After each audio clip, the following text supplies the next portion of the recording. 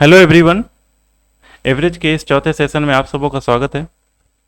Friends, तीसरे session में हम लोगों ने अरिथमेटिक प्रोग्रेशन के कुछ एक कॉन्सेप्ट को देखा था और साथ ही उन कॉन्सेप्ट पर बेस्ड कुछ एक सवाल जो एवरेज के पूछे जाते हैं हमारे एग्जामिनेशन में, उन चीज़ों पर हमने डिस्कस किया था। आज के सेशन में फिर से हम उसी चीज़ को कंटिन्यू करते हुए एपी पर ही बेस्ड सवालों को करेंगे और किस तरीके से हमें एग्जाम में अप्रोच करना है इन चीज़ों को देखेंगे। तो आइए आज के सेशन के पहले क्वेश्चन के साथ इसको स्टार्ट करते हैं। पहला क्वेश्चन है, 1 से लेकर के 171 तक की समस्त विषम संख्याओं का औसत निकालना है। देखिए, विषम संख्या का औसत निकालना है तो पहले विषम संख्या पता होनी चाहिए हमें। 1, 3, 5 इस तरीके से लेकर के ये 171 तक जाएगा। अब आपको इसका क्या निकालना है? औसत। औसत निकालने के लिए दो तरीके थे। पहला तरीका तो आप फॉर्मूले के साथ जा सकते हैं, और जो दूसरा तरीका था वो कॉन्सेप्ट था क्या, जब भी कोई सीरीज हमें दिया हुआ हो जो कि एपी में हो, तो उस कंडीशन में अगर उसका हमें एवरेज निकालना हो तो हम कहेंगे first term plus last term. Average निकालेंगे कैसे? फर्स्ट टर्म 1 है, लास्ट टर्म 171 है, इसको डिवाइड कर देंगे 2 से, ये हो जाएगा 172, और इसको डिवाइड किया था हमने 2 से, ये हो जाएगा किसके बराबर? 86 के बराबर। और ऑप्शन नंबर 1 हमारा इस क्वेश्चन का सही उत्तर हो जाएगा। देखिए, अगर फॉर्मूले से जाएंगे कि average is equal to sum by number, तो पर भी यही आंसर आएगा। लेकिन जब हमारे पास एपी के सीरीज में अगर कोई सीक्वेंस दे रखी है तो उस केस में हम लोग फर्स्ट टर्म और लास्ट टर्म के बेस पर ही एवरेज को फाइंड आउट करते हैं, क्योंकि ये चीज़ें सबसे ज़्यादा आसान होती है। इसी तरह से अगला क्वेश्चन देखिएगा। अगला क्वेश्चन है कि 51 से लेकर के 137 तक की समस्त विषम संख्या। तो इस चीज़ में हमें लिखने की ज़रूरत नहीं है। लिखने की ज़रूरत क्यों नहीं है? तो आपको पता है कि 51 से संख्या स्टार्ट हो रही है और 131 के साथ एंड हो रही है। 51 से स्टार्ट हो रही है, 137 तक एंड हो रही है, तो इसका औसत क्या लिखेंगे? आप कहेंगे एक्स बार हो जाएगा क्या?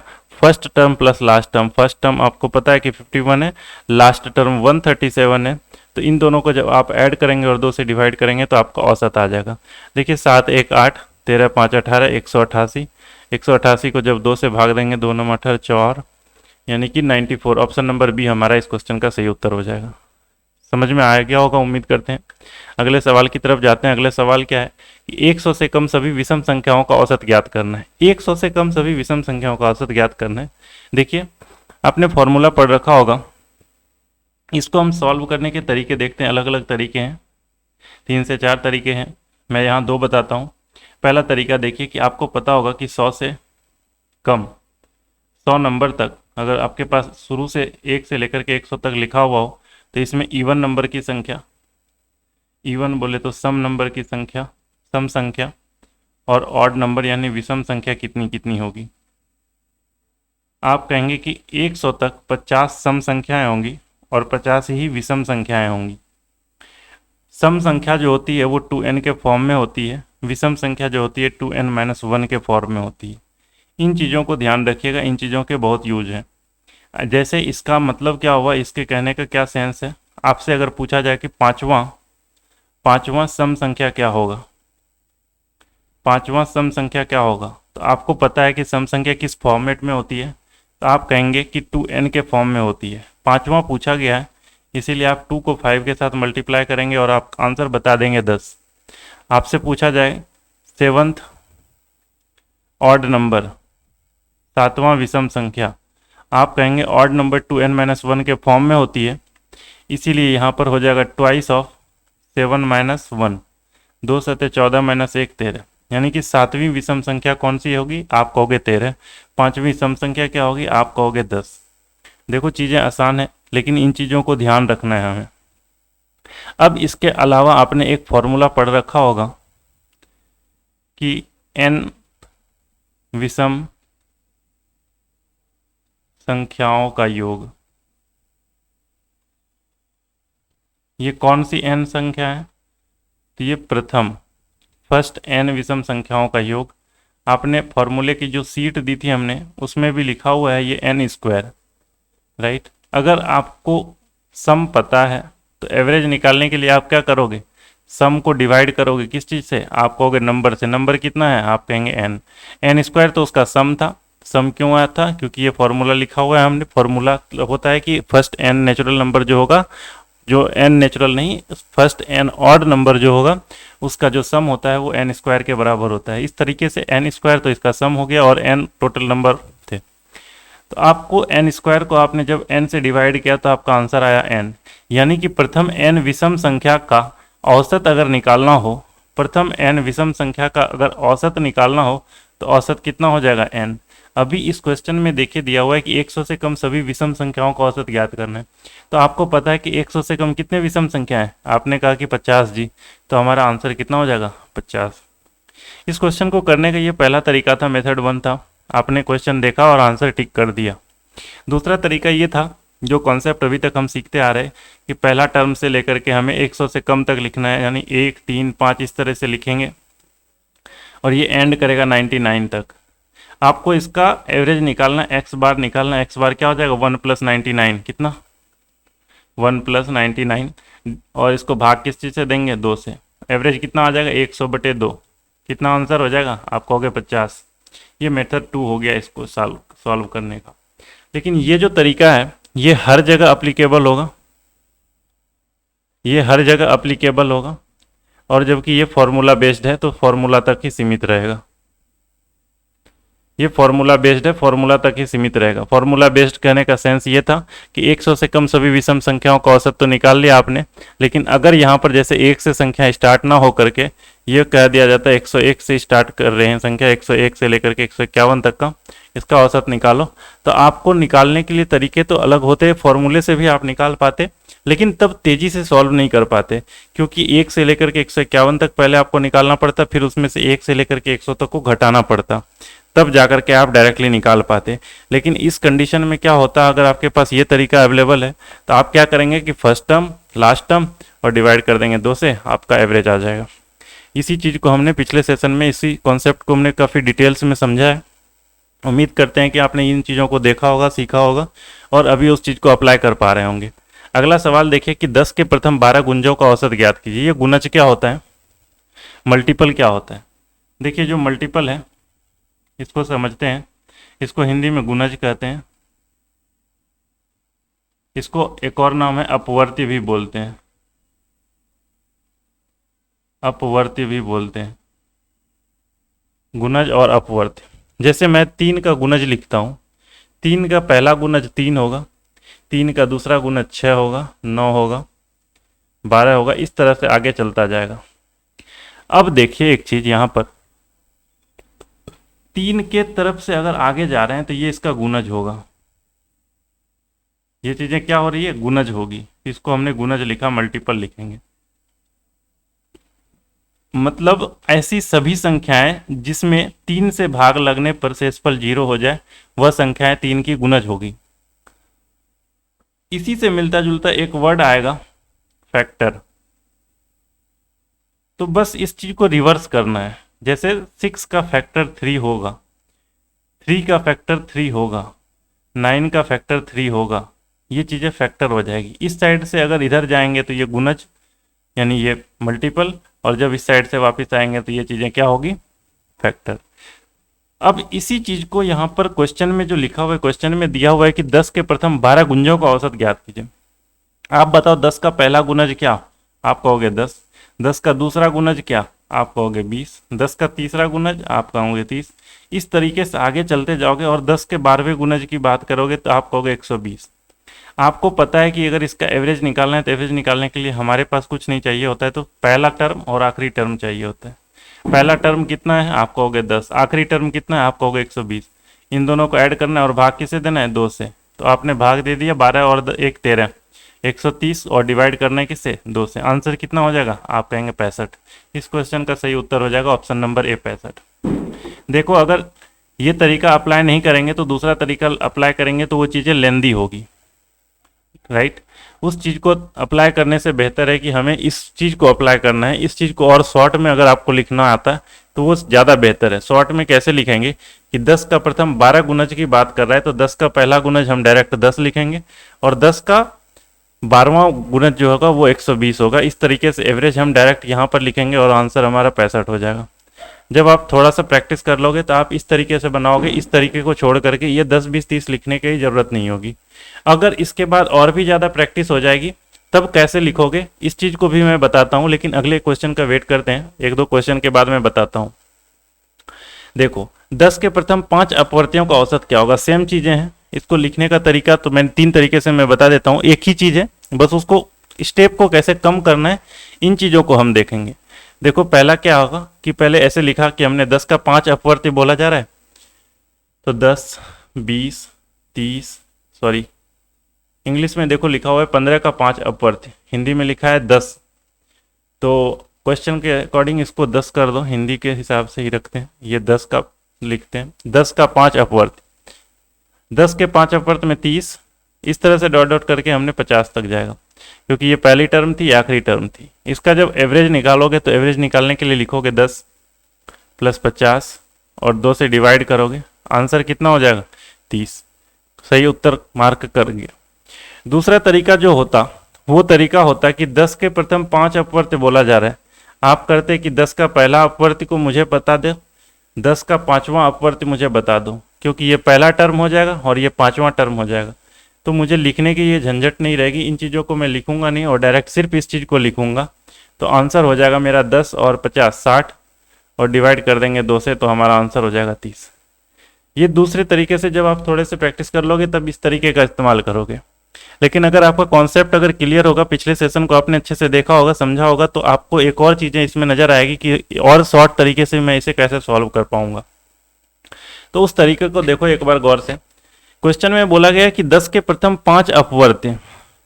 अब बताओ 10 का कोई भी अगर मल्टीपल होगा, अगर कंटिन्यूस अगर मल्टीपल होगा, प्रथम 5 बोला जा रहा है तो पक्का है कि वो कंटिन्यूस मल्टीपल ही होगा उसका। आप बताओ कि अगर ये चीज़ें कंटिन्यूसली सीरीज में हो तो इसका औसत क्या होगा। आप कहोगे पहला टर्म प्लस आखिरी टर्म बटे 2, दूसरा टर्म प्लस आखिरी का दूसरा टर्म बटे 2, या फिर वो बीच वाला टर्म। इस चीज़ को गौर करना, या तो फिर वो बीच वाला टर्म जो सिंगल बच रहा था वही हमारा औसत होता था। याद है आपने एक पिछला एग्जाम्पल भी पढ़ा था, A B C D E, और A B C D E विषम संख्या है तो इसका औसत क्या होगा। तो मैंने बताया था कि इसकी 8 पॉसिबिलिटी है, आंसर होने की 8 संभावनाएं थी। उसमें से एक ये भी था कि इसका जो मिडिल नंबर है ये आंसर होता है। मिडिल नंबर आंसर होता है, इसका मतलब क्या हुआ कि आप इसमें चेक करो एक बार कि इसकी मिडिल नंबर कौन सी होगी। आप कहोगे कि 5 अपवर्त्य बोला जा रहा है, तो 5 को अगर 2 अलग अलग भागों में बांटें और मिडिल नंबर के बारे में हमें जानना हो, आप कहेंगे कि 2 नंबर को तो एक साइड रख देंगे हम और 2 नंबर को अदर 2 साइड रख देंगे हम। यहाँ भी 2 नंबर को लिख दिया हमने, और बीच में जो एक सिंगल नंबर बचेगा वो हमारा एवरेज हो जाएगा, वो हमारा बीच का संख्या होगा। आप बताओ 10 के 2 मल्टीपल यहाँ लिखे, लास्ट में 10 के 2 मल्टीपल यहाँ लिखे, 10 के 2 मल्टीपल के बाद 10 का तीसरा मल्टीपल ही तो हमारा बीच वाला पार्ट है। अगर ये तीसरा मल्टीपल बीच वाला पार्ट है तो हमारा एवरेज कितना होना चाहिए, आप कहोगे 30, क्योंकि 10 का तीसरा मल्टीपल क्या होगा 30, और इस तरह से आपका आंसर हो जाएगा 30। अगर हमसे पूछा जाता है एक क्वेश्चन एग्जाम्पल के तौर पर, देखो आप एग्जाम्पल पर ऐसा है कि 15 का, देखो एग्जाम्पल ऐसा है कि 15 का 9 गुणज है, 15 के 9 गुंजों का औसत बताना है, 15 के 9 गुंजों का औसत बताना है। तो आप कहोगे कि इसको 2 भागों में बांटेंगे तो 4 एक को दे देंगे, 4 एक को दे देंगे और बीच में रखेंगे 5वां, तो 15 का जो 5वां पार्ट होगा, 15 का जो 5वां गुणज होगा वही हमारा औसत होगा। तो एवरेज हमारा इस तरह से क्या निकल कर क्या आ जाएगा, 15 का 5वां गुणज, और वो क्या हो जाएगा 75। इन चीज़ों को आपको समझने में आसानी होगी तब जब आपने पिछला सेशन अच्छे से देखा होगा, उस चीज़ पर अच्छे से प्रैक्टिस की होगी, राइट। इस चीज़ को समझ गए होंगे उम्मीद करता हूँ। अगला सवाल देखिएगा, 3 के प्रथम 5 विषम गुंजों का। देखिए कुछ चेंजेज हैं इसमें कि 5 विषम गुणज, पहले तक अभी तक हो रहा था कि नॉर्मली 5 गुणज की बात कर रहे थे, लेकिन इसमें क्या है कि आपको 5 विषम गुणज की बात कर रहा है। विषम गुणज क्या होगा, आप देखो नॉर्मल गुणज किसी का निकालोगे, ए कोई संख्या है इसका नॉर्मल गुणज निकालोगे तो आप कहोगे ए को फिर 2 से मल्टीप्लाई करोगे 2a, ए को अगर आपने 3 से मल्टीप्लाई किया तो आपने कहा 3a। आप एक चीज़ गौर करना, यहाँ पर 1 से मल्टीप्लाई कर रहे हो, ये संख्याएं भी ऑड हो रही है। जिस चीज़ से मल्टीप्लाई कर रहे हो वही चीज़ें आ रही है। जब यहाँ 3 से मल्टीप्लाई कर रहे हो तो यहाँ पर क्या आ रहा है, ये विषम। तो ये जो 3 से मल्टीप्लाई करना हुआ ये इसका विषम गुणज कहलाएगा। ये जो 2 से मल्टीप्लाई करना हुआ ये सम गुणज कहलाएगा। ये इवन मल्टीप्लायर है। आपने इसको इवन से मल्टीप्लाई किया है। आपने इस टर्म को देखो तो आपने इसको किससे मल्टीप्लाई किया है, ऑड से। इसको आपने किससे मल्टीप्लाई किया, ऑड से। क्वेश्चन में किस चीज से मल्टीप्लाई करने बोल रहा है, ऑड से। तो इन चीजों को आपको देखना है कि 3 के प्रथम 5 विषम गुणजों। 3 का देखो पहला विषम गुणज कौन सा होगा, आप कहोगे 3 गुना 1 3। 3 का दूसरा गुणज कौन सा होगा, दूसरा गुणज अगर निकालना होता तो आप कहते 3 गुना 2 6 हो जाता। लेकिन आप एक चीज देखो कि आपको बोला जा रहा है 3 का विषम गुणज निकालना है। विषम गुणज क्या ये 2 विषम गुणज होगा, आप कहोगे नहीं। इसका मतलब यहाँ पर विषम लेने पड़ेगी। और विषम कौन सी संख्या होगी, आप कहोगे कि 3 का विषम गुणज क्या होगा, 1 के बाद 2 होगा नहीं तो 3 होगा, 3 तिया 9। इस तरह से फिर अगला क्या होगा, 1 3, फिर अगला हो जाएगा 5। 3 गुना 5 15, फिर 3 गुना 7 21, 3 गुना 9 27। आप देखो यहाँ पर 5 संख्याएं पूरी हो गई। ये पहला, ये दूसरा, तीसरा, चौथा और ये 5वां। अब इसका जो एवरेज होगा, एवरेज आप बताओगे। First term plus last term, first term 3, last term 27। 3 + 27 बटे 2, आंसर हमारा 15, ऑप्शन नंबर डी। ये चीज़ें समझ में आ गई होगी, बिल्कुल आसान सी लगी। लेकिन इस तरीके से बनाना नहीं था। बनाएंगे किस तरीके से, आप देखो कि 3 और 27 इन दोनों का जो एवरेज था वही आंसर था। आप चाहो तो ये कह सकते हो कि 9 और 20, 9 और जो 21 का जो एवरेज होगा वो हमारा आंसर होगा। एक और चीज़ आपको जो दिख रही होगी वो चीज़ें ये है कि इसमें देखो ये 5 विषम संख्या का है, तो ये जो बीच वाली संख्या है तो यही तो हमारी औसत होगी, क्योंकि इसके साथ इसका पेयर बन गया, इसके साथ इसका पेयर बन गया। ये जो बीच में बच गई यही हमारा औसत होता। तो इस तरीके से हमारा आंसर दिख जाता 3। अब इस चीज को अगर बिना लिखे बनाना होता तो आप कैसे बनाते, आप इस चीज को बिना लिखे बनाना होता तो आप कैसे बनाते। तो ये देखो कि 3 का 5वां विषम गुणज की बात कर रहा है, तो फिर 5 को 2 पार्ट में ऐसे डिवाइड करना होता आपको। तो आप कहते हो कि 2 पार्ट 2 पार्ट, और जो बीच में बचेगा वो पार्ट हमारा एवरेज वाला पार्ट होगा। तो आप बताओ स्टार्टिंग का जो 2 संख्या लिखा आपने, स्टार्टिंग का जो 2 लिखते तो आप किसको लिखते, 3 का पहला गुणज, 3 का तीसरा गुणज। जो बीच में बचता वो 3 का 5वां गुणज लिखते, फिर इधर 5वां के बाद 7वां गुणज और ये फिर 9वां गुणज लिखते। आप बताओ 3 का जो 5वां गुणज होता तो आप क्या लिखते आंसर, 3 का जो 5वां गुणज होता 15, यही तो ये बीच में आता। ये जब बीच में आता तो हमारा उत्तर क्या होता, 15। इस चीज़ में आपको जो चीज़ें भी समझ में आए उन चीज़ों उन तरीके से बनाने की कोशिश कीजिए, लेकिन अदर तरीकों को भी सीखने की कोशिश कीजिएगा। हर एक जगह एक ही अप्रोच से आपका आंसर जल्दी आ जाए ये जरूरी नहीं है। अलग अलग तरीके के क्वेश्चन आएंगे तो अलग अलग अप्रोचेज लगाने पड़ेंगे ताकि सवाल जल्दी सॉल्व हो। आपके पास हर सारे हथियार होने चाहिए अगर आप एग्जाम में उतर रहे हैं तो। अगला सवाल देखिएगा, 6 के प्रथम 40 गुणजों का औसत ज्ञात कीजिए। अब इस चीज के लिए मैं डिटेल से नहीं बताना चाहूंगा, 2 तरीके से एक बार सिंपली समझा देता हूं। 6 के 40 गुणज की बात कर रहा है तो 6 का पहला गुणज मुझे चाहिए होगा, 6 का मुझे आखिरी गुणज चाहिए होगा, 6 का आखिरी गुणज 40 होगा, और इसका एवरेज निकालना है तो 2 से भाग दे देंगे हम तो आंसर आ जाएगा। तो 6 एक 6 और 40 6 के 240 और 240 और 6 246, 2 से डिवाइड करेंगे तो आंसर हमारा 123 आ जाएगा। ये चीज़ें समझ में आ गई होगी कि हमने क्या किया, 6 के पहले 40 गुंजों का औसत निकालना था तो आपको इस तरह से लिखने की जरूरत नहीं पड़ती। 6 का 6 6 दूनी 12, फिर इस तरह से 40 6 के 240 ये करेंगे, फिर इसके बाद इन दोनों को ऐड करेंगे और 2 से भाग देंगे। ये चीज़ें हमने नहीं की। हमने डायरेक्ट क्या किया कि 6 को हमने 1 से मल्टीप्लाई किया क्योंकि ये 6 का पहला गुणज है, 6 को फिर 40 से मल्टीप्लाई किया क्योंकि ये 6 का आखिरी गुणज था, और इसके बाद हमने इसको 2 से भाग दे दिया और हमारा आंसर आ गया। राइट, आगे देखिएगा, इसको और दूसरे तरीके से अगर करने की सोच लेते तो क्या करते, आपको इस 40 को 2 भागों में बांटना पड़ता। अगर 40 को भी 2 भागों में बांटना पड़ता तो आपको देखिएगा कि एक साइड आपने 20 दिया, एक साइड 20 दिया, बीच में कुछ नहीं बचता। तो अगर बीच में कुछ ना बचे तो ऐसे केस में ये जो अप्लाई किया हमने, पहला तरीका जो अप्लाई किया, इस तरीके को ही आप प्रेफरेंस दीजिएगा तो ये चीज़ें जल्दी सॉल्व हो जाएगी।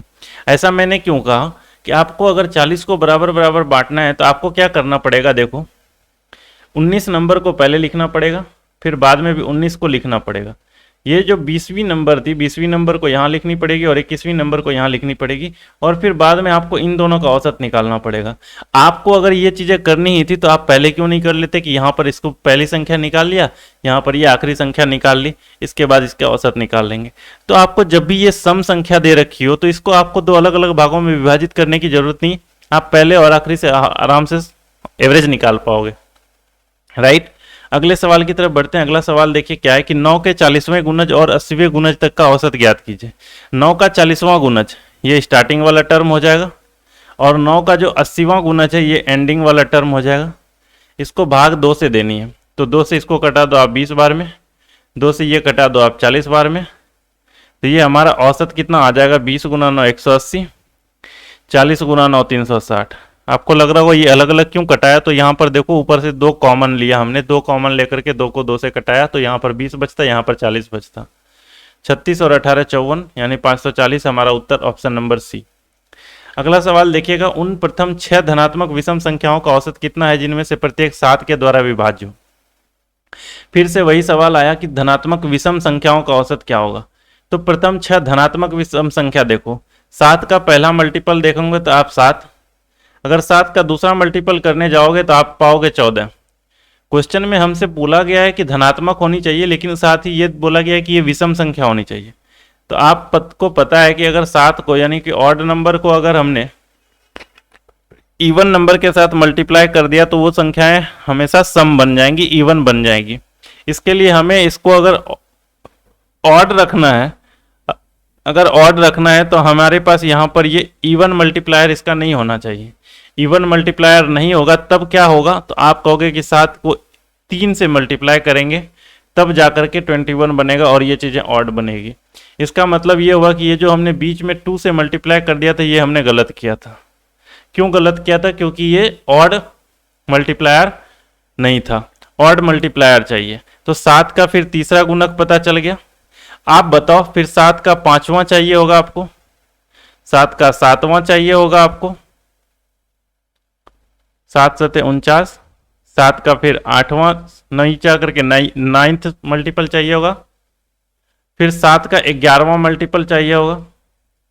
अब देखो 1 2 3 4 5 6, 6 मल्टीप्लायर हो गए। अब ये प्रथम 6 धनात्मक विषम संख्या हो गई हमारे पास। अब इसका औसत निकालना है।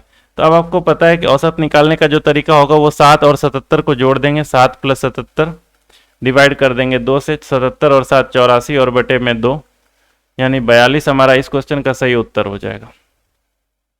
देखो इस क्वेश्चन को करने के लिए हमने ये आपको लिख करके बताया। अगर इसको एग्जामिनेशन में आपको अटेम्प्ट करना है तो आपको अटेम्प्ट करने के लिए थोड़ी सी सावधानी बरतनी होगी, और उसके बाद आपको कैसे सॉल्व करना है इन चीज़ों को भी मैं बता देता हूँ। आपने देखा कि पहले 7 का देखो हमें चाहिए ऑड मल्टीप्लायर, तो 7 गुना 1 लिखा 7। आपको पता है कि ये 6 धनात्मक चाहिए यानी कि 6ठे नंबर तक का चाहिए, 6th ऑड नंबर चाहिए, 6th ऑड नंबर चाहिए। 6th ऑड नंबर कौन सा होगा, तो आप कहोगे ऑड नंबर जो होता है वो 2n-1 के फॉर्म में आगे बढ़ता है, हमेशा 2n-1 जो होता है वो ऑड नंबर का फॉर्म होता है। आपको निकालना है 6 ऑड नंबर। 6 ऑड नंबर निकालने के लिए आपने क्या किया, 6 × 2-1 करोगे यानी 11 हो जाएगा। ये देखो 7 गुना 1 ये पहला टर्म हो जाएगा। देखो एवरेज निकालने के लिए हमें क्या क्या चाहिए होगा, फर्स्ट टर्म और लास्ट टर्म। लास्ट टर्म कौन सा होगा, तो आपने कहा कि इसका 11th, अभी तो आपने निकाला ना कि ये 11th यानी कि छठा ऑड नंबर इसका कौन सा होगा, 11। छठा ऑड फैक्टर जो होगा 7 गुना 11 देगा, ये 77 हो जाएगा। अब आपको इसका एवरेज निकाल लेनी है, 77 और 7 84 और बटे में 2 कर देनी, तो आंसर फिर से 42। आपको ये चीज़ें लिखने की जरूरत नहीं पड़ती, ये लिखने की जरूरत नहीं पड़ती तो आपको टाइम बच जाता है यहाँ पर और आपका आंसर आ जाता है 42, राइट। अगले सवाल की तरफ बढ़िएगा। अगला सवाल देखिए क्या है, प्रथम 25 सम संख्याओं का औसत और प्रथम 25 विषम संख्याओं के औसत का अंतर क्या होगा। देखो सिंपल सा सवाल है, अगर इस क्वेश्चन में आपको फॉर्मूला पता है तो आप आराम से आंसर टिक करते। 1-2 फॉर्मूले होते हैं, आपको मैं पहले बता देता हूं कि प्रथम 25 सम संख्याओं का, देखो सम संख्याएं जो होगी ऐसे लिख देता हूं, प्रथम n सम संख्या का औसत। फॉर्मूला जो होता है वो n+1 होता है। क्यों हुआ, आपको फॉर्मूले की जो सीट मिली हुई थी उसमें देखोगे कि आप सम लिखा हुआ है, सम में लिखा हुआ था n into n plus one. अगर sum n into n plus one है और आपको एवरेज निकालनी है, तो एवरेज निकालने के लिए आपको किस चीज़ से भाग देनी होती है? आप कहोगे कि नंबर से। नंबर कितनी थी? आप कहोगे कि n संख्याओं के निकाल रहे हैं, देखो ये n संख्या का निकाल रहे हैं इसीलिए n से डिवाइड कर दिया। n से डिवाइड करोगे तो n कैंसिल हो जाएगा और आपका एवरेज कितना निकल करके आ जाएगा? n plus one. इसी चीज़ को मैंने यहाँ पर लिख दिया है नीचे कि प्रथम n सम संख्याओं का जो औसत है, प्रथम n सम संख्याओं का जो औसत है वो n प्लस वन हो गया। अब देखो अगर विषम संख्या लिखनी होती तो प्रथम n विषम संख्या का औसत ये n होता है। अब क्वेश्चन में इन दोनों का डिफरेंस पूछा है, डिफरेंस पूछा है मतलब इस दोनों को घटा दोगे तो n से n कैंसल आउट हो जाएगा, तो बचेगा क्या? 1। तो इस क्वेश्चन का सही उत्तर हमारा 1 हुआ। अगर हमें फॉर्मूला पता हो तो हम इस क्वेश्चन को देखते साथ आंसर क्लिक कर देते, लेकिन अगर फॉर्मूला पता ना हो तो कैसे सॉल्व करेंगे? तो देखो अभी तक जो हमने कॉन्सेप्ट सीखा उसी कॉन्सेप्ट का यूज करना है। प्रथम 25 सम संख्या 25 कौन कौन सी होगी? आप कहोगे 2, 4, 6 इस तरह से जाएगा और ये 50 तक जाएगा क्योंकि 25 संख्या की बात कर रहा है। सम संख्या का फॉर्म क्या होता है? आप कहोगे 2n।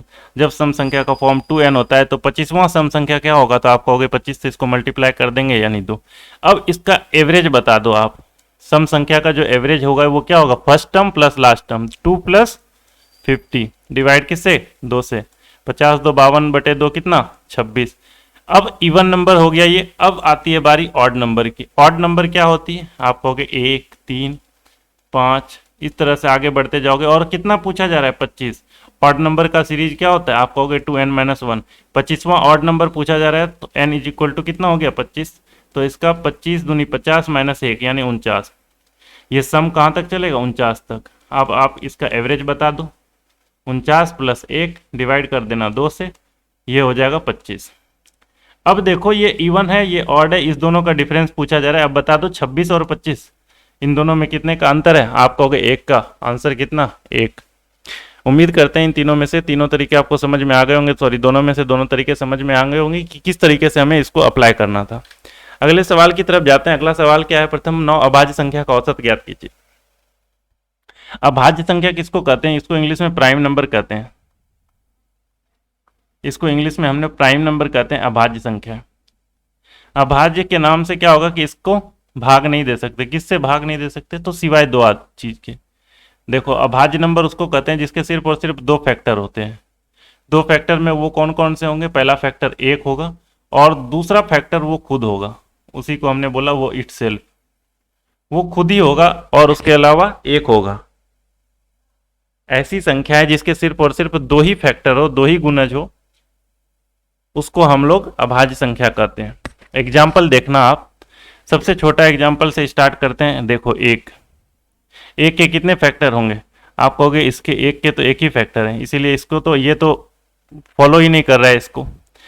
दूसरी संख्या आती है 2 के कितने फैक्टर होंगे? आप कहोगे कि 1 से 2 कट जाता है, 2 से भी 2 कट जाएगा, ये अभाज्य संख्या। आप कहोगे हाँ। तीसरा एग्जाम्पल लेते हैं 3 देखो 1 से भी कट रहा है, 3 से भी कट रहा है और किसी चीज से नहीं कट रहा है। आप कहोगे सिर्फ 2 ही फैक्टर बने, हाँ। 4 देखो 1 से 4 कट जाता है, 1 गुना 4। 2 से भी 4 कट जाता है, 2 दूनी 4। 3 से 4 नहीं कटता, 4 से 4 कट जाता है। आप कह रहे हो कि इसके 3 फैक्टर हो गए, इसका मतलब ये अभाज्य संख्या नहीं है।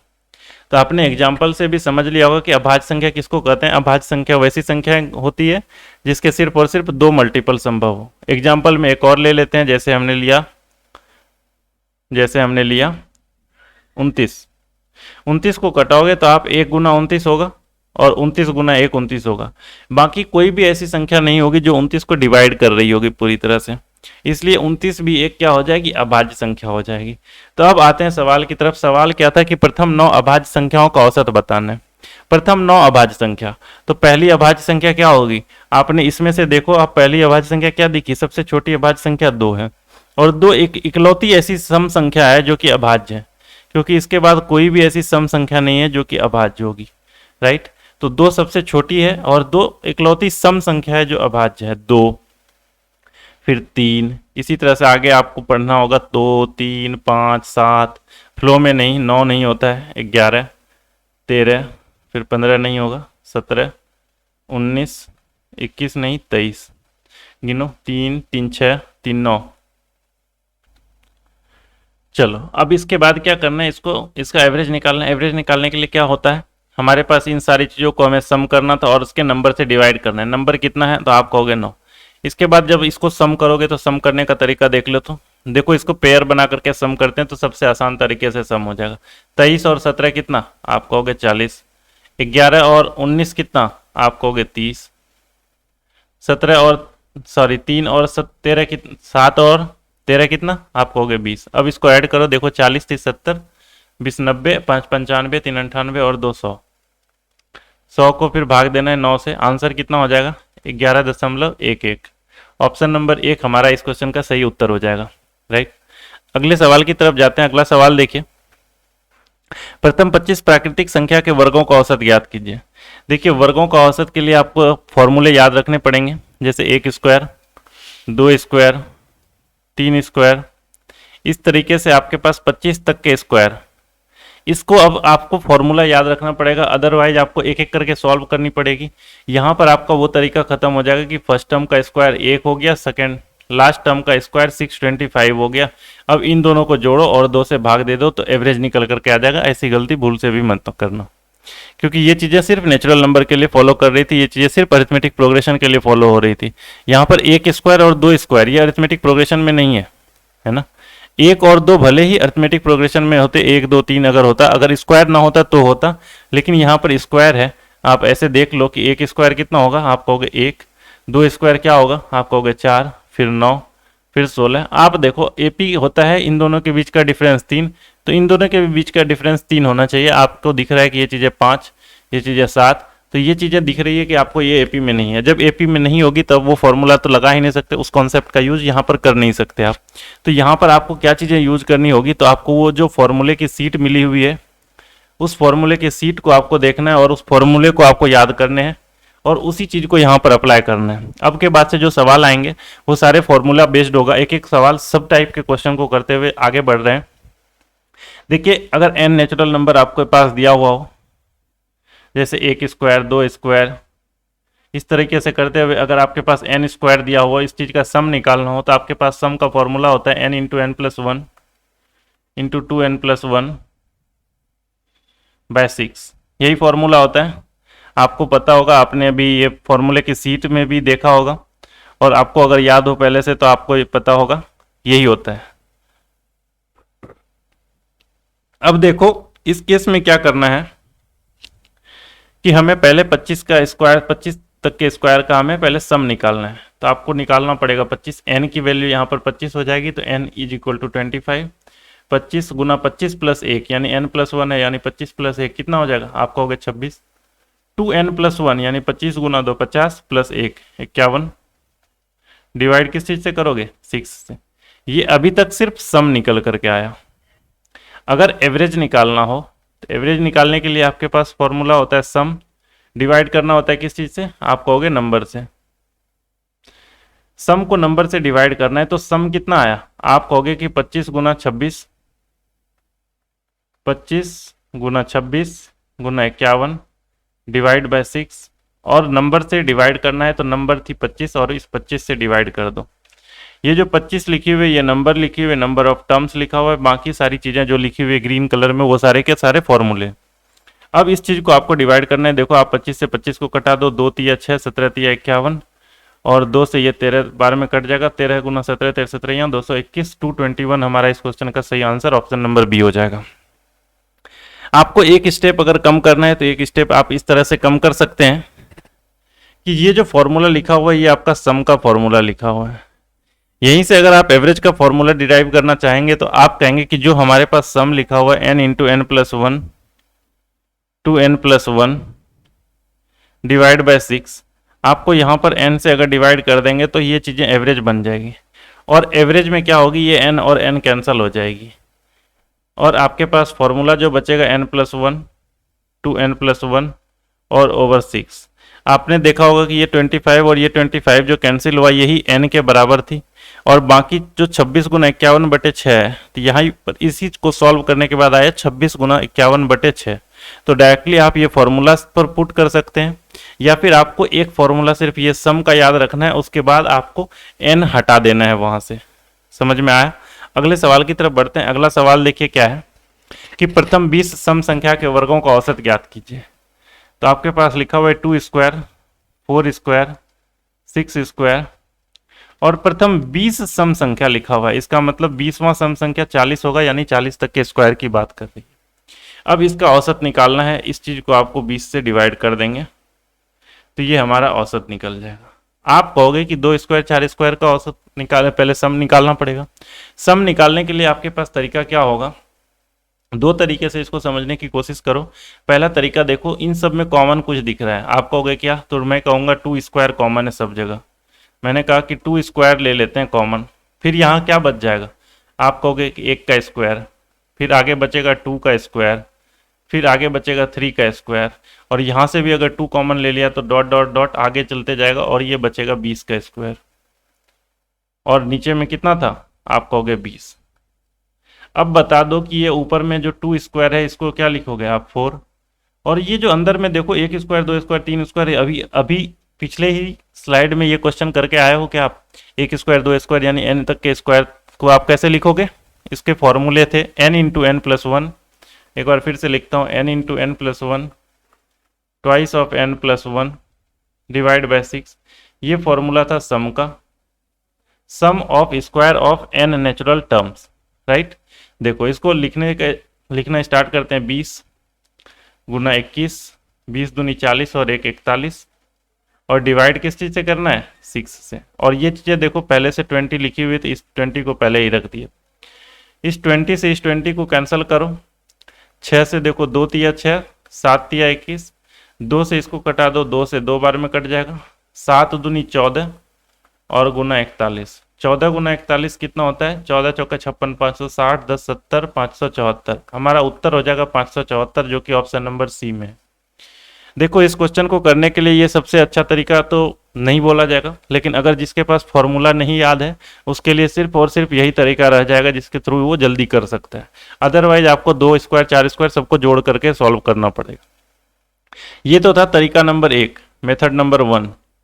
अगर मेथड नंबर 2 की बात करें, हम M2 मेथड 2 की बात अगर करें तो दूसरे तरीके से इसको कैसे सॉल्व करेंगे, इस चीज को आपको पता होना चाहिए। देखिए आपको जो फॉर्मूले की सीट मिली हुई थी, उस फॉर्मूले की सीट में एक चीज लिखा हुआ था कि सम ऑफ n, मतलब जो sum of square of first n even number, उसके लिए जो फॉर्मूला लिखा हुआ था वो फॉर्मूला कुछ नहीं, n × n+1 इंटू में 2n+1। ये अभी तक आपने याद किया था किसके लिए? सम ऑफ n नेचुरल नंबर। इसमें आपको इवन निकालना है तो आपको यहाँ 2 से मल्टीप्लाई करना है, और नीचे में 6 था तो इसको 2 से डिवाइड करना था, यानी बटे में 3। ये फॉर्मूला किस चीज़ का होता है? आप कहोगे 2 square 4 square 6 square dot dot dot up to, अगर n स्क्वायर तक की जाएगी, ये 2n स्क्वायर तक की जाएगी, तो ये फॉर्मूला इस चीज़ के लिए बनी है। आपको ये फॉर्मूला याद होना चाहिए। अगर आप इस क्वेश्चन को जल्दी सॉल्व करना चाहते हैं तो फॉर्मूले से तेज नहीं सॉल्व कर पाएंगे किसी भी अप्रोच से। आप देखो एवरेज अगर निकालोगे तो आपको पता है कि इसमें n से डिवाइड कर देंगे तो एवरेज निकल जाएगा, क्योंकि ये जो सम का वैल्यू है, अगर सम में अगर हमने n से डिवाइड कर दिया तो एवरेज निकल करके आ जाएगा। तो आप बताओ एवरेज क्या हो जाएगा? Twice of n+1। n term कितने हैं? आप कहोगे कि 20 सम संख्या है, तो भाई 20 है, यानी कि 20 + 1 21, और 2n+1 कितना हो जाएगा? 20 दूनी 40 1 41, और बटे में कितनी? 3। आप देखो 3 × 7 21, और डायरेक्ट आपने लिख दिया 14 × 41। 14 × 41 कितना? 574। अभी नहीं। ये देखो आपने ये जो स्टेप लिखा, ये स्टेप आपको कहाँ लेकर के आ गई? आपको ये स्टेप डायरेक्ट यहाँ लेकर के आ गई। आपको इन चीज़ों को कुछ भी करने की जरूरत नहीं पड़ी, डायरेक्टली आपने इस चीज़ को इस फॉर्मूले में पुट किया और आपने सवाल को सॉल्व कर लिया। तो आपको ये फॉर्मूले याद रखने पड़ेंगे। n इवन नंबर तक का अगर स्क्वायर लिया हुआ हो तो इसके लिए जो फॉर्मूला होता है वो होता है twice of n × n+1 × 2n+1, और डिवाइड करनी होती है 3 से, तो ये सम निकल करके आता है, राइट। अगले सवाल की तरफ बढ़ते हैं। अगला सवाल है कि 1 से लेकर के 50 तक के विषम संख्या के वर्गों का औसत।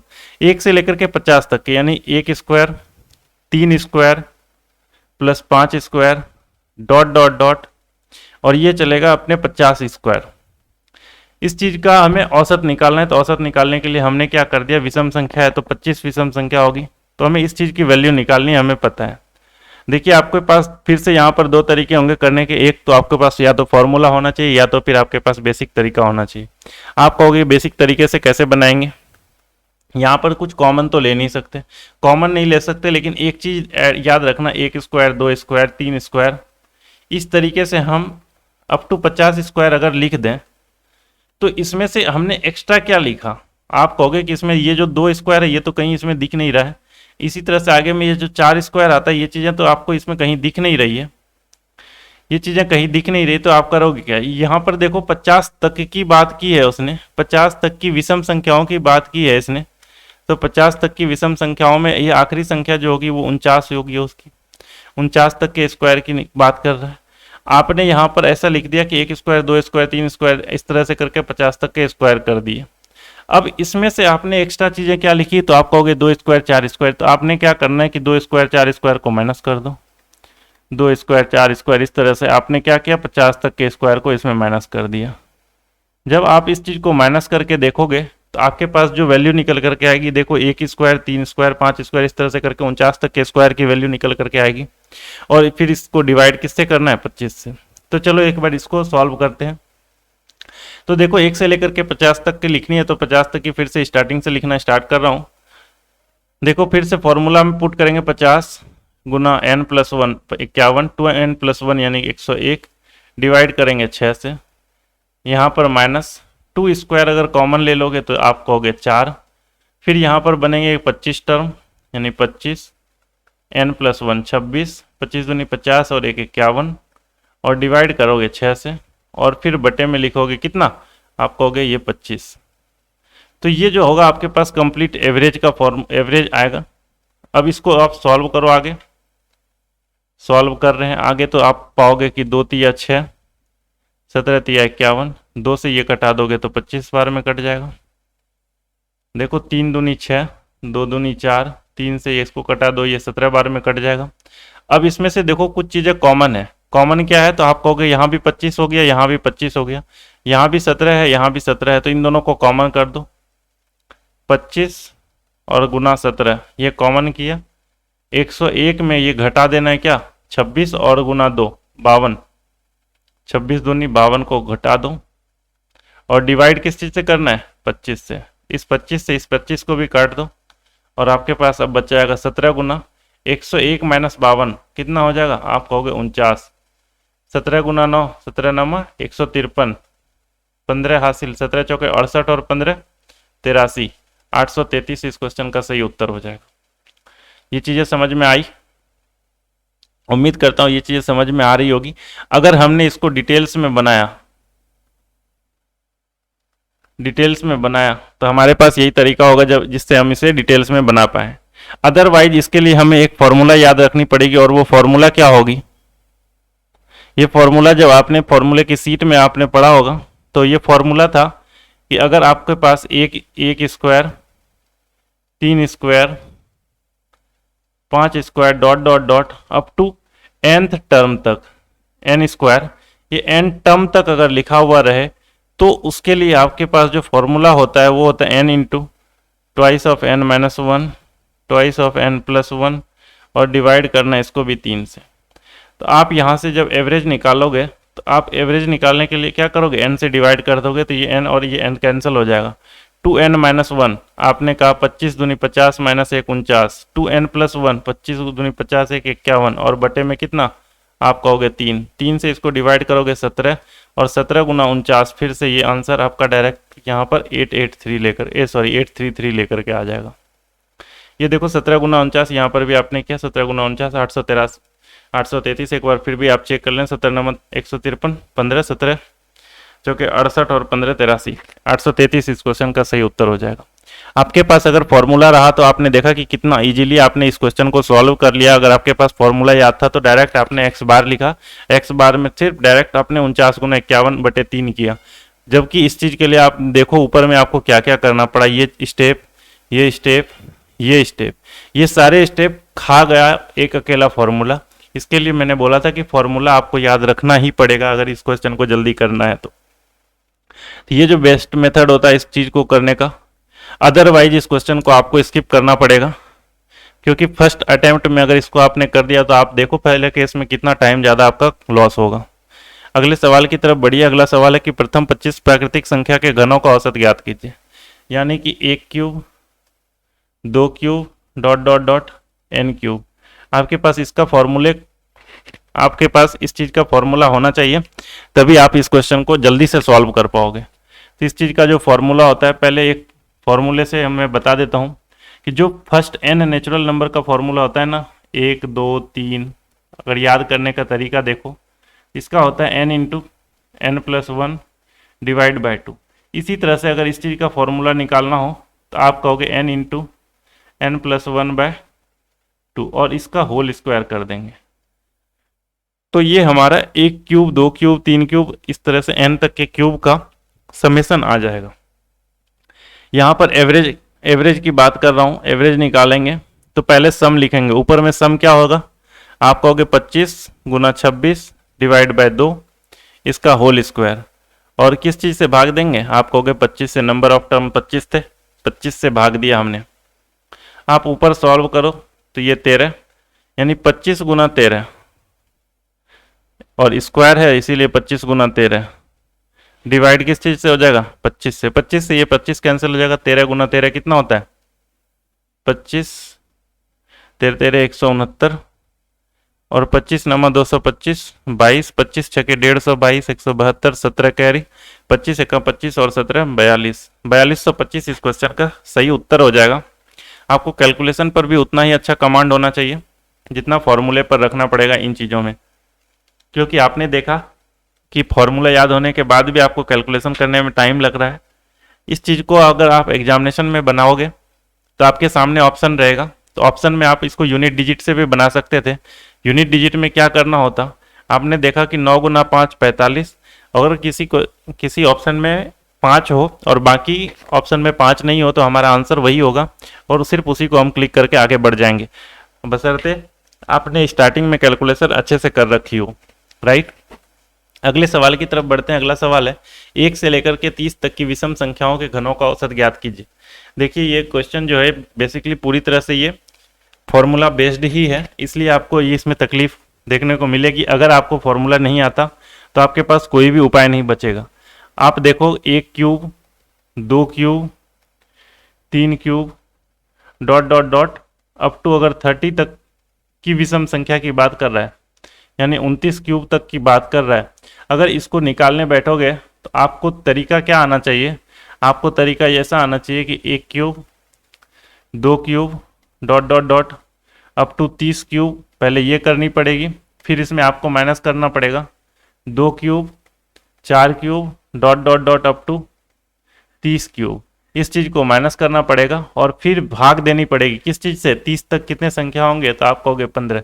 इस चीज़ से जब भाग दोगे तो आपके पास एवरेज निकल करके आ जाएगा। एवरेज निकालने के लिए आपके पास ये तरीका आपको फॉलो करना पड़ेगा। अदरवाइज आपको एक छोटा सा फॉर्मूला है, उस चीज़ को याद रखना पड़ेगा। और वो फॉर्मूला जो है स्पेशली ऑड नंबर के लिए ही है कि 1 cube, 3 cube, 5 cube, dot dot dot up to n cube. अगर इस तरह से दिया हुआ हो, nth टर्म की बात कर रहे हैं, हालांकि फॉर्म 2n-1 होता है। हाँ, यहाँ पर अगर nth टर्म की बात कर रहे हैं तो nth की फॉर्मूले में जो लिखा जाएगा वो होगा n square twice of n square minus 1। ये फॉर्मूला होता है किस चीज़ का, 1 cube, 2 cube, cube of n odd number की, cube of first n odd numbers. इस चीज़ का ये सम निकाल करके लेकर के आ जाएगा। आपको अगर इसका एवरेज निकालना है तो आपको इसमें n से भाग देनी पड़ेगी, n से भाग दे दोगे तो ये चीज़ें कैंसिल आउट हो जाएगी और एवरेज निकल करके आ जाएगा n into 2n square minus 1। अगर यहाँ पर डायरेक्ट पुट कर दो वैल्यू n की जगह पर 15, क्योंकि 30 टर्म तक लिखना है, 30 तक आपको पता है कि 15 सम संख्याएं होंगी और 15 ही विषम संख्याएं भी होंगी, इसलिए n इज इक्वल टू हमने 15 लिखा। 15 गुना 15 225, 225 गुना 2 450, 450 माइनस 1 449, हमने यहाँ पर डायरेक्ट 449 लिख दिया। 15 नमा 135, 13 15 चौके 60 और 13 73, 7 15 चौके 60 और 7 67, 6735 हमारा इस क्वेश्चन का सही उत्तर हो जाएगा। सिर्फ और सिर्फ ये फॉर्मूले पर बेस्ड है। अगर फॉर्मूला आपको याद है तो ये सवाल आपको आसानी से सॉल्व हो जाएगा, अदरवाइज आपको फर्स्ट टाइम में आपको ये क्वेश्चन स्किप करना पड़ेगा, क्योंकि आपके पास ये टाइम किल करने के लिए ही ये क्वेश्चन आएगा, अदरवाइज आपके पास फॉर्मूला होना चाहिए। अदर क्वेश्चन देखिए, ये क्वेश्चन है कि प्रथम 20 सम संख्या के घनों का औसत। प्रथम 20 सम संख्या क्या होगा, आप कहोगे 2 cube 4 cube dot dot dot up to 20 cube, sorry प्रथम 20 कह रहा है यानी 20 टर्म तक है यानी 40 क्यूब। दोनों तरीके से आप इसको बना सकते हो, चाहे तो आप इसको 2 क्यूब को कॉमन ले लो, 1 क्यूब 2 क्यूब, इस तरीके से 20 क्यूब तक बन जाएगा, ये आपका सम हो जाएगा। अगर आपको इसका एवरेज निकालना है, अगर इसका आपको एवरेज निकालना है तो आपको इस चीज़ में किससे भाग देनी पड़ेगी, आप कहोगे इस चीज़ में हमें 20 से भाग देनी पड़ेगी, क्योंकि नंबर ऑफ टर्म्स 20 हैं, तो 20 से आप भाग दे दो, तो 2 क्यूब क्यूब 8 लिख दिया, और हमने 20 का टर्म था तो 20 गुना 21 बटे 2 का होल स्क्वायर कर दिया था, 20 गुना 21 बटे 2 का होल स्क्वायर। ये जो लिखा हुआ है ये इसका सम लिखा हुआ है। आपने देखा 2 दूनी 4, इसको 2 से कटा दो तो 8 और ये 10। अब आप बताओ तो 10 से ये दो बार में कट जाएगा, ये 20, 21 गुना 21 441, 21 गुना 21 441 और गुना 40, 21 गुना 21 441 गुना 40, ये हमारा इस क्वेश्चन का उत्तर हो जाएगा 0 4 4 चौके 16 17,640, ये हमारा इस क्वेश्चन का सही उत्तर हो जाएगा। अगर कैलकुलेशन में कहीं कोई गलती दिख रही होगी तो आप ध्यान देना, अदरवाइज जो दूसरा तरीका होता है इस क्वेश्चन को करने का, उस तरीके को हम लोग देखते हैं। ये मेथड 1 होता, ये प्रीफरेंस इसको नहीं देंगे हम पहले अटैम्प्ट में, जब हमारे पास टाइम बच जाएगा तब हम इस क्वेश्चन को सॉल्व करने के लिए आएंगे। लेकिन अगर हमारे पास फॉर्मूला याद हो तो हम इस क्वेश्चन को भी आसानी से कर सकते हैं। इस क्वेश्चन को करने के लिए जो फॉर्मूला होगा, जैसे ये 2 cube 4 cube dot dot dot to nth term तक अगर आएगा, और n क्यूब अगर लिखा हुआ रहेगा, nth टर्म की बात कर रहा हूँ, तो वो जो फॉर्मूला होगा 2 बाहर रखना, n इंटू एन प्लस 1, और इस चीज़ का क्या करना है, आपको होल स्क्वायर कर देना है। इस चीज़ का आपको क्या करना है, होल स्क्वायर कर देना है, ये सम निकल करके आ जाएगा। और अगर आपको एवरेज निकालना है तो आपको इसी में 20 से भाग दे देनी पड़ेगी। देखो 2 गुना 20 गुना 21, 20 गुना 21, फिर से 20 गुना 21, और भाग किससे देनी है, फाइनली आपको 20 से भाग देनी है। 20 से भाग दे दो, ये कट जाएगा, 20 दूनी 40 और गुना 21 कितना, आप कहोगे 441, आंसर कितना हो जाएगा, आप कहोगे 17,640। उम्मीद करते हैं ये क्वेश्चन समझ में आ गया होगा, ये बिल्कुल फॉर्मूला बेस्ड ही क्वेश्चन है। तो इस तरीके से ये देखो सारे टाइप के फॉर्मूले बेस्ड क्वेश्चन को हमने करा रखा है। लेकिन इसके बाद, और अभी तो क्या था कि स्टार्टिंग से लेकर के एंड तक के फॉर्मूले दिख रहे थे आपको, ऐसा भी हो सकता है कि बीच से हो जाए, एक से हो ही ना, तब उस केस में क्या करेंगे, तो ऐसे क्वेश्चन भी आगे आएंगे। लेकिन फिलहाल अगले सवाल की तरफ बढ़ते हैं, और अगला सवाल है कि 5 लगातार संख्याएं हैं, 5 लगातार सम संख्याओं का योगफल और उसका औसत का अंतर 32 हो तो सबसे छोटी संख्या ज्ञात कीजिए। देखिए पिछले सेशन के सबसे आखिरी सवाल था एक, और उसमें ऐसा लिखा हुआ था कि 5 विषम संख्याएं आपके पास, और वो भी लगातार। मान लीजिए विषम संख्याएं थी A, B, C, D और E। सम हो चाहे विषम हो कोई फर्क नहीं पड़ेगा, क्योंकि दोनों के बीच में जो गैप थी वो 2-2 की गैप होती है। ये चीज़ें आपको पता है। आपको ये भी पता है कि इस चीज़ के औसत होने की कितनी संभावनाएं थी, इस चीज़ के आंसर होने की 8 संभावनाएं थी, जो चीज़ें इसका औसत हो जाती। पहला होता a प्लस ई बाई 2, दूसरा होता फिर b प्लस डी बाई 2, तीसरा होता सिर्फ c, चौथा होता a plus b plus c plus d plus e by 5, फिर होता a प्लस 4, फिर होता b प्लस 2, फिर होता d माइनस 2, फिर होता e माइनस 4। ये सारी पॉसिबिलिटी थी जो कि इसका आंसर हो सकती थी। अब हमें यहाँ पर क्या दिया हुआ क्वेश्चन है कि 5 लगातार सम संख्याओं का योगफल। अब बताओ 5 लगातार सम संख्याओं का योगफल, अगर इन सबको योग निकालना चाहें, अब पहले एक फॉर्मूला बता दूं, average is equal to sum by number होता है। ये आप सबों को पता है कि average is equal to sum by number होता है। तो यहाँ से आप बता दो कि सम इज इक्वल टू क्या हो जाएगा, आप कहोगे जो एवरेज होगा और जितनी नंबर होगी इन दोनों को मल्टीप्लाई कर देंगे तो सम निकल करके आ जाएगा।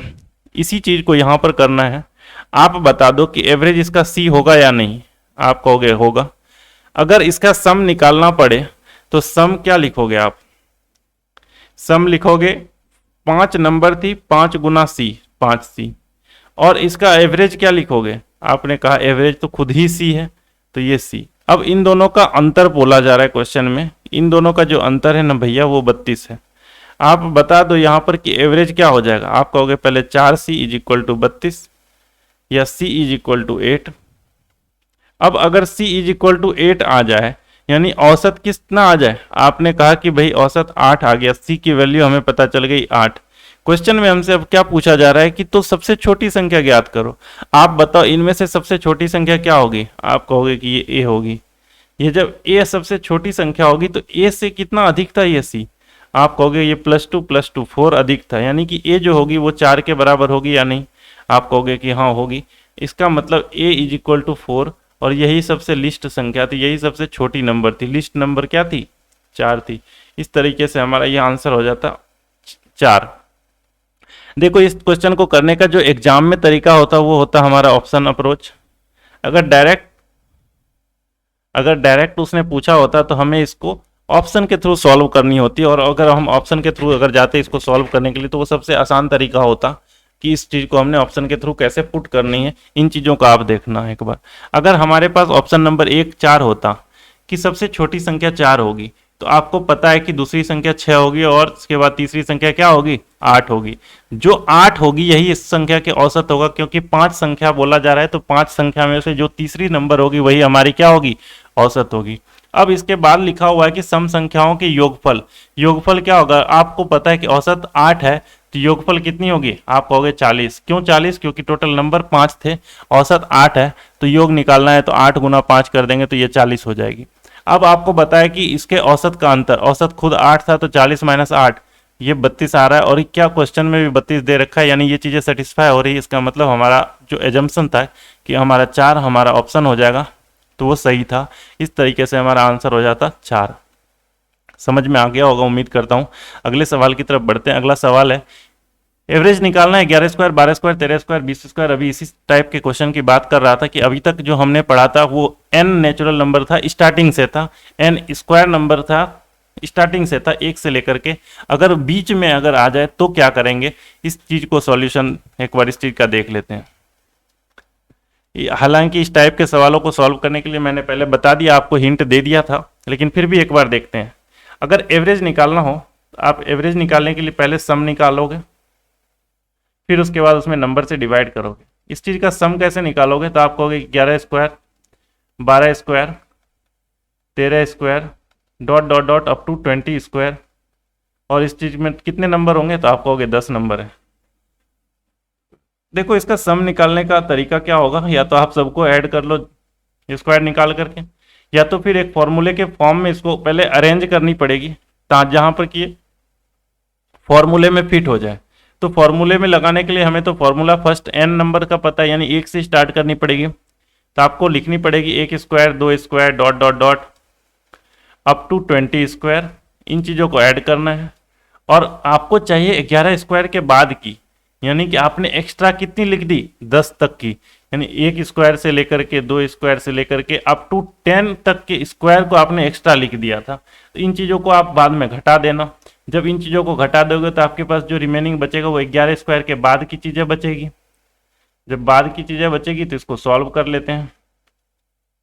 20 तक के फॉर्मूले क्या होंगे? आप कहोगे 20 21 और 41 बटे में 6, माइनस में यहाँ पर क्या होगा 10 11 21 बटे में 6, और डिवाइड करना है सबको 10 से।